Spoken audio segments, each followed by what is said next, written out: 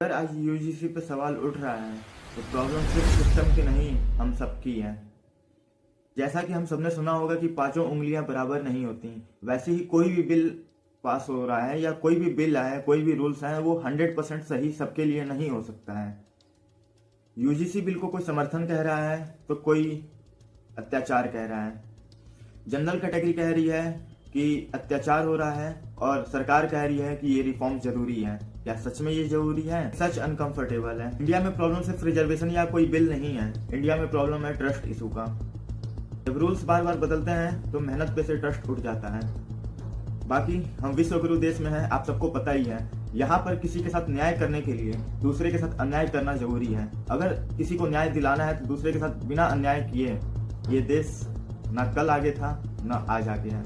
इसीलिए हम विश्व गुरु के नाम से जाने जाते हैं। यहाँ पर कभी भी ये पॉसिबिलिटीज नहीं बनती हैं कि किसी एक पार्टी को, किसी एक पर्टिकुलर समाज को, सोसाइटी को हम जस्टिस दे पाए बिना किसी और को नुकसान पहुंचाएं।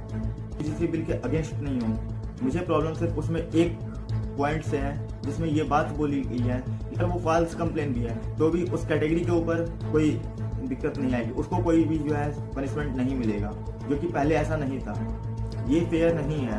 ऐसे तो कोई भी जो है फॉल्स कंप्लेन करवा करके जनरल कैटेगरी के साथ अत्याचार कर सकता है। मैं ये नहीं कह रहा हूँ कि SC/ST कैटेगरी के साथ या OBC के साथ अत्याचार नहीं हुआ है, लेकिन किसी एक विशेष समुदाय को उठाने के लिए दूसरे समुदाय का के साथ इनजस्टिस करना कहाँ तक वैलिड है? सवाल मोदी भी वर्सेस जनरल का नहीं है, सवाल है कि क्या सच में सिस्टम फेयर है? प्लीज कमेंट में अपनी राय जरूर